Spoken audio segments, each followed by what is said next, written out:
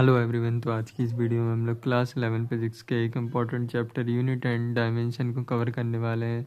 तो चलिए स्टार्ट करते हैं। तो आज हम सबसे पहले पढ़ेंगे फंडामेंटल एंड डिराइव्ड यूनिट के बारे में, देन हम पढ़ेंगे डायमेंशन के बारे में, देन डायमेंशन फार्मूला के बारे में, देन होमोजेनिटी प्रिंसिपल के बारे में, एंड लास्ट में हम लोग करेंगे कुछ क्वेश्चन। तो चलिए स्टार्ट करते हैं। तो सबसे पहले हम लोग पढ़ेंगे यूनिट। तो what is unit? To measure a physical quantity, we need some standard unit of that quantity.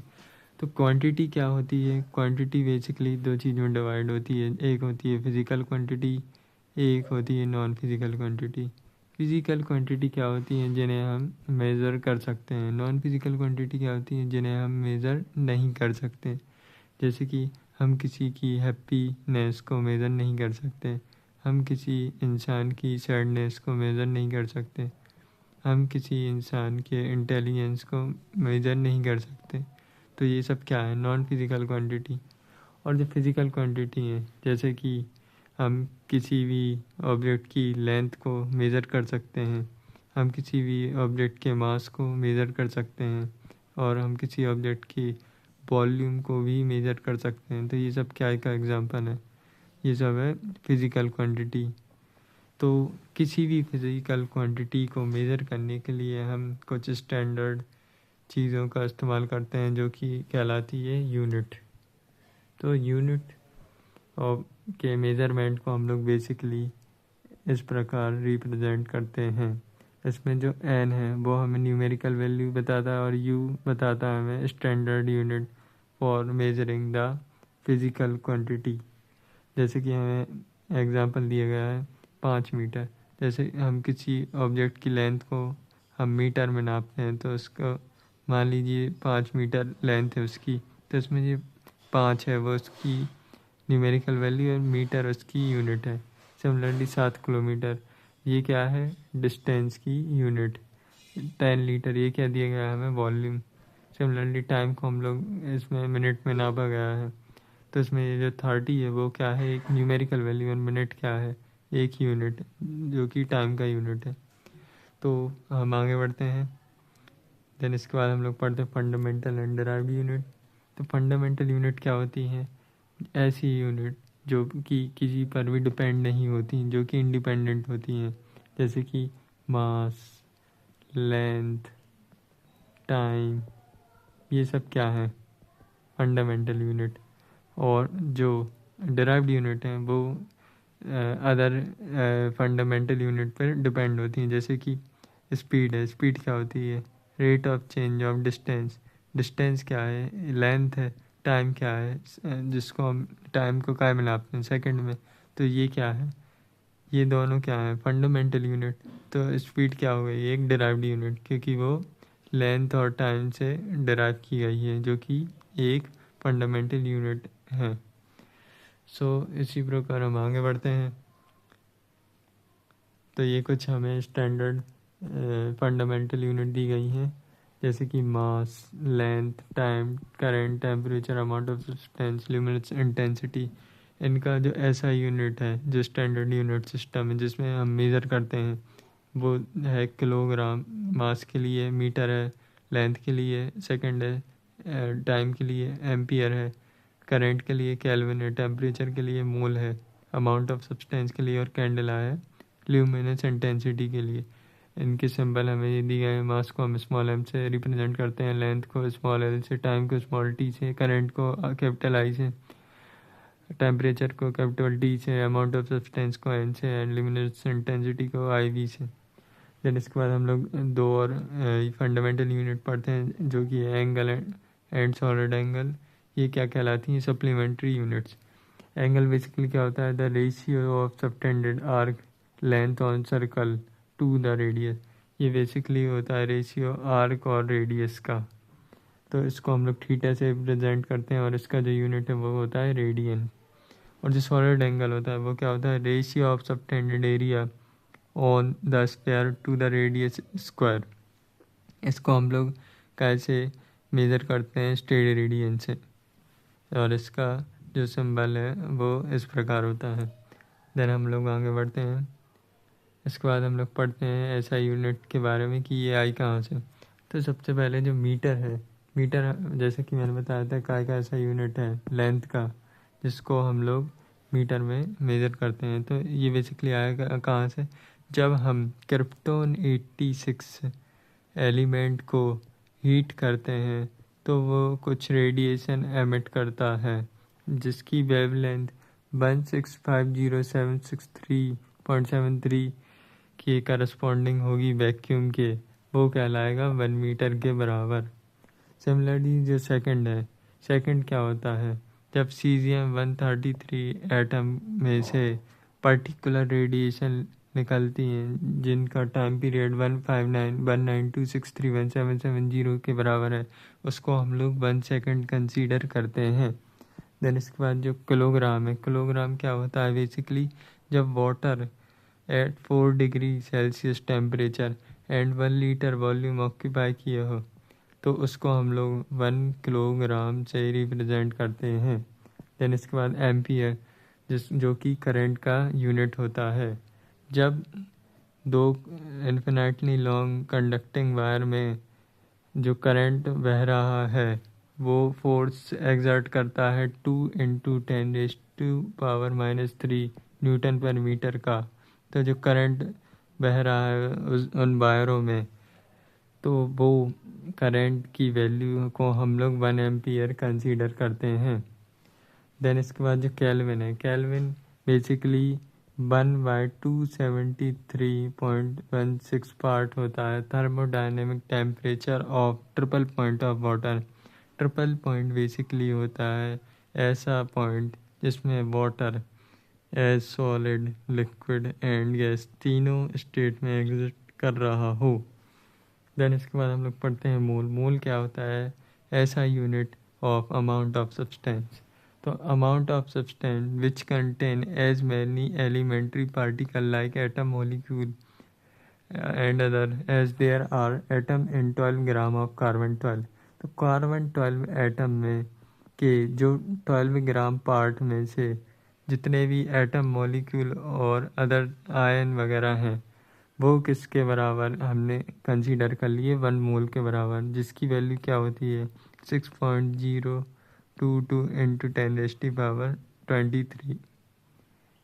10⁻23 then इसके बाद हम लोग पढ़ते हैं कैंडेला। कैंडेला क्या होता है, ल्यूमिनस इंटेंसिटी, इसको हम लोग CD से रिप्रेजेंट करते हैं।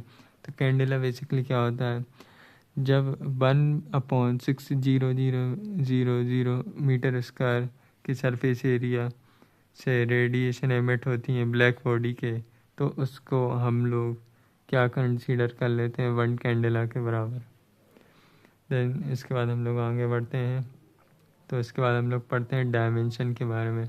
तो डायमेंशन बेसिकली हमें क्या बताता है, dimension of a physical quantity are the power to which the fundamental quantity must be raised to represent the given physical quantity. तो डायमेंशन बेसिकली हमें क्या बताता है कि जो भी फंडामेंटल क्वांटिटी पे पावर रेज की होती हैं, ये जो पावर आप देख रहे हैं उसी को हम लोग डायमेंशन बोलते हैं, in order to find the derived quantity.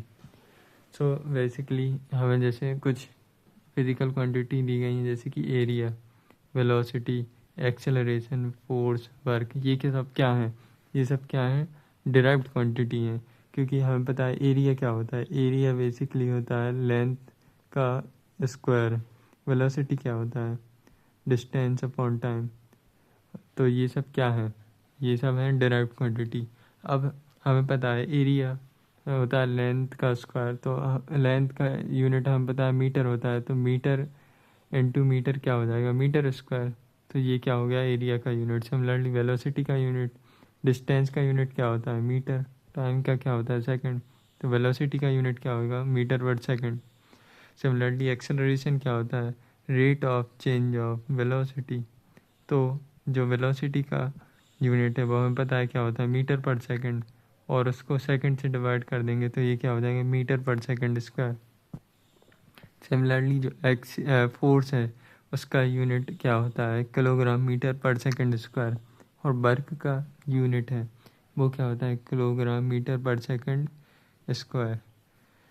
तो अब हम पढ़ेंगे कि इनका जो डायमेंशन है वो कैसे लगते हैं। तो डायमेंशन को हम लोग बेसिकली रिप्रेजेंट करते हैं ब्रैकेट से। तो मान लीजिए हमें डायमेंशन लिखना है काय का एरिया का, तो हम लोग उसको इस प्रकार ब्रैकेट में क्लोज कर देंगे। और हमें पता है एरिया का फॉर्मूला क्या होता है, लेंथ इनटू लेंथ। तो इसके लिए लेंथ को लिखने के लिए हम लोग कैपिटल एल से लिखते हैं, और इसका मल्टीप्लाई करने पर ये क्या हो जाएगा, एल स्क्वायर। तो ये जो 2 है ये क्या रिप्रेजेंट कर रहा है, dimension of a physical quantity which is area. And similarly velocity को लिखने के लिए हम लोग क्या लिखेंगे, वेलोसिटी में हम लोग ब्रैकेट लगाएंगे, और ब्रैकेट लगाने के बाद हमें पता है वेलोसिटी क्या होता है, rate of change of distance displacement. तो डिस्प्लेसमेंट को हम लोग क्या में लिखते हैं, एल से डिनोट करते हैं, और टाइम को टी से डिनोट करते हैं। तो इस हम टाइम को ऊपर पहुंचा देंगे तो ये क्या हो जाएगा, एल टी माइनस 1। तो ये क्या हो गया, वेलोसिटी का डायमेंशन। सिमिलरली एक्सेलरेशन को हम लोग एक और बार वेलोसिटी को जब टाइम से डिवाइड कर देंगे तो ये क्या हो जाएगा, एल टी माइनस 2। तो इस प्रकार हम लोग डायमेंशन लिखते हैं डिफरेंट फिजिकल क्वांटिटी के। यह हमें फोर्स का डायमेंशन दिया गया है नीचे, जो कि होता है एम एल टी माइनस 2, और वर्क का भी दिया गया है ये एम एल टी माइनस 2। तो इसके बाद हम लोग आगे बढ़ते हैं, ये सब डायमेंशन आपको याद होने चाहिए। इसके बाद हम लोग पढ़ते हैं प्रिंसिपल ऑफ होमोजेनिटी। तो प्रिंसिपल ऑफ होमोजेनिटी क्या कहता है कि कोई भी दो फिजिकल क्वांटिटी हैं वो डायमेंशनली बैलेंस तभी होंगी जब dimension of L H S यानी लेफ्ट हैंड साइड में जो क्वांटिटी है वो बराबर हो किसके, dimension of R H S यानी कि राइट हैंड साइड में जो क्वांटिटी है उनके डायमेंशन के बराबर। जैसे कि मान लीजिए आपके पास 5 बनाना है एंड 5 एप्पल हैं, तो आप उन्हें ऐड नहीं कर सकते क्योंकि हमें पता है कि 5 बनाना है एंड 5 एप्पल हैं, और दोनों क्वांटिटी क्या है, अलग हैं, तो इनको हम ऐड नहीं कर सकते। पर अगर मैं आपको दे दूँ 5 बनाना और 6 बनाना, तो ये ऐड हो सकती हैं, जो कि हो जाएंगी 11 बनाना के बराबर। तो यही प्रिंसिपल ऑफ होमोजेनिटी कहता है कि same type of quantity can be added and subtracted together. So अब यही है प्रिंसिपल ऑफ होमोजेनिटी। तो हम आगे बढ़ते हैं। तो चलिए ये क्वेश्चन करके देखते हैं। हम लोग इस क्वेश्चन में पढ़ सकते हैं कि find the dimension of a and b in the equation v is equal to a plus b t, where v is the velocity and t is the time. तो हमें इक्वेशन दी रखी है v equal to a plus b t. अब हमें पता है principal of homogeneity कहता है कि जो डायमेंशन है लेफ्ट हैंड साइड में क्वांटिटी का वही डायमेंशन होगा right hand side of the quantity. So जो डायमेंशन v का है वो किसके बराबर हो जाएगा, a के डायमेंशन के बराबर, और जो डायमेंशन वेलोसिटी का है वो bt के भी बराबर होगा। सो हम इसे सॉल्व कर लेंगे। हमें पता है वेलोसिटी का डायमेंशन होता है एल टी माइनस 1, तो जो a का डायमेंशन है वो भी हो जाएगा एल टी माइनस 1। तो हमने a का डायमेंशन तो निकाल लिया। अब सिमिलरली हम b का डायमेंशन निकाल लेंगे। तो b का डायमेंशन निकालने के लिए हमें पता है v का डायमेंशन वेलोसिटी का डायमेंशन है एल टी माइनस 1। टाइम को हम लोग नीचे पहुंचा देंगे तो ये क्या हो जाएगा, टाइम का डायमेंशन हमें पता है t होता है, तो b किसके बराबर आ जाएगा हमारा, इसे सॉल्व करने पर एल टी माइनस 2 के बराबर। तो ये हो जाएगा हमारा option number b correct answer. तो इसके बाद हम लोग आगे बढ़ते हैं। तो ये क्वेश्चन पढ़ेंगे हम। The SI unit of work function of a metal used in photo electric effect is. तो हमें पता है वर्क क्या होता है, फोर्स इनटू डिस्प्लेसमेंट, और फोर्स का डायमेंशन होता है एम एल टी माइनस 2, और डिस्प्लेसमेंट का होता है कैपिटल एल। तो इसका डायमेंशन क्या होगा, M L two T minus 2। वैसे हमें पता है वर्क का ऐसा यूनिट तो जूल होता है, तो इसका करेक्ट आंसर जूल हो जाएगा, पर ये मैंने आपको इसका डायमेंशन फार्मूला बता दिया। देन इसके बाद हम लोग आगे बढ़ेंगे। तो ये हम क्वेश्चन पढ़ेंगे। इसमें लिखा है the dimension of Rydberg constant R. तो हमें पता है रेडवर्क कांस्टेंट क्या होता है। रेडवर्क कांस्टेंट हाइड्रोजन स्पेक्ट्रम में यूज़ होता है, जिसका फार्मूला होता है 1/λ is equal to 1/r bracket में 1/n1 square minus 1/n2 square.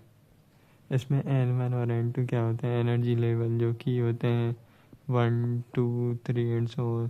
तो ये क्या हो गया, एक कांस्टेंट, तो इसका ये क्या हो जाएंगे, डायमेंशनलेस। तो बचे क्या, 1/λ एंड 1/r। तो जो डायमेंशन लैम्डा का होगा 1/λ का, वही डायमेंशन 1/r का होगा according to the principle of homogeneity. तो हमें पता है लैम्डा क्या है, वेवलेंथ। वेवलेंथ का डायमेंशन क्या होता है, एल। तो ये क्या हो जाएगा 1/l, जो कि हो जाएगा r के बराबर। तो ये क्या हो जाएगा, इसका डायमेंशन, रेडवर्क कांस्टेंट का डायमेंशन हो जाएगा m0l-1 t0। तो ये कौन सा ऑप्शन में दिया गया हमें, ऑप्शन नंबर सी में। तो ये हो जाएगा इसका करेक्ट आंसर। देन हम लोग आगे बढ़ेंगे। तो इस क्वेश्चन में हमें दिया गया है a displacement of a particle is given by y is equal to e sin omega t, where y is in meter and a is also in meter, t is in second. What are the dimension of omega? तो हमें पता है y equal to a sine omega t होती है एक displacement of a particle की equation. तो इसमें जो ओमेगा टी है वो किसके बराबर होता है, थीटा के बराबर।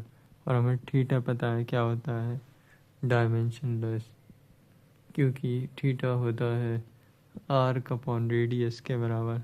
और आर्क और रेडियस क्या है, दोनों लेंथ हैं। तो लेंथ का डायमेंशन एल हो जाएगा, तो इसको कैंसिल कर देंगे।